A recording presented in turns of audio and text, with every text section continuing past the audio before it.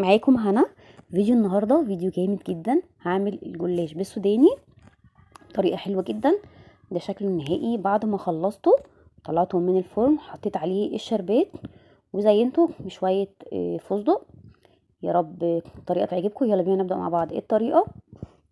اول حاجه هعملها، هجيب الصينيه وهدهنها زبده. هكون مسيحه كميه زبده كبيره شويه علشان الجلاش هياخد مني زبده كتير.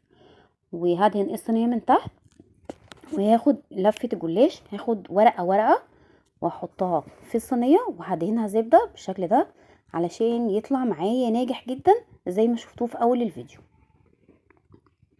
وكمان يبقى هش معايا.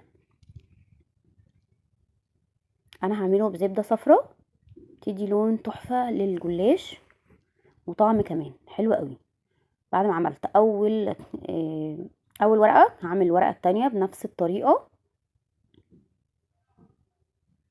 احطها وهدهن الورقه كلها زبده، واحاول اساوي الجناب علشان يطلع معايا بشكل متساوي قوي. بعد ما خلصت نص كميه الجلاش، هجيب السوداني المتقشر وهطحنه في الخلاط، واحط عليه معلقتين سكر بودر علشان احطه في النص. لو عندكم زبيب او وسط الهند زي ما انتوا عايزين، حطوا مكسرات، اي حاجه متواجده عندكم في البيت، وهحطه في الصينيه وهفرده في كل الصينيه بطريقه حلوه جدا ومنظمه. رمضان داخل، كل سنه وانتم طيبين. وممكن تعملوه في رمضان بالزبيب وجوز الهند والسوداني او المكسرات. بعد ما حطيت السوداني، هبتدي احط بقيه الجلاش بنفس الطريقه اللي انا عملت بيها الطبقه الاولانيه او الجزء الاولاني. بعد ما خلصت بقيه اللفه بتاعه الجلاش ودهنت كل راق كده بالزبده زي ما قلت لكم، هقطعه بقى بطريقه حلوه جدا. دي اهم خطوه في الصينيه بتاعتي علشان تطلع معايا بشكل حلو زي ما شفتوا في اول الفيديو، وتبقى عامله زي الصينيه الجاهزه اللي بنشوفها في المحلات. ركزوا كويس جدا في القطعيه اللي انا عاملاها او في الطريقه اللي انا بعملها.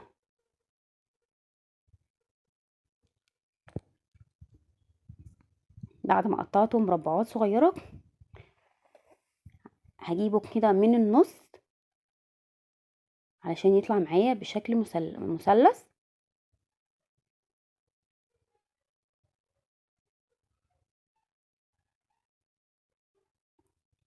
هكون مولعه الفرن على درجه حراره 180.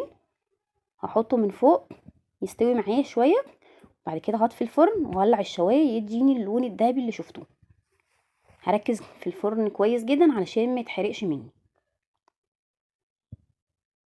بعد ما قطعته، هعمل بقى الشربات. بعد ما حطيته في الفرن، هحط كوبايه سكر على كوبايه ونص ميه علشان يطلع معايا خفيف ما يبقاش تقيل. بعد ما خلص خالص، هحط عليه نص ليمونيه وهسيبه لما يبرد. شايفين عامل ازاي؟ حلو جدا، ولا خفيف ولا تقيل. هاخده واحط. بعد ما طلعت الصينيه، شايفين شكلها عامل ازاي؟ كانت تحفه، لونها كان جميل جدا، والجلاش كان طالع معايا ناجح قوي، كان مقرمش وجميل جدا. احط عليه الشربات، او لو عايزين تحطوا عسل نحل زي ما انتوا حابين على كل الصينيه. انا علشان عايزاها تكون مقرمشه معايا شويه، هحط عليها من فوق. لو انتوا عايزينها طريه، حطوا العسل من الجناب، هيخليها طريه جدا. ده شكلها النهائي، كانت تحفه. مع السلامه.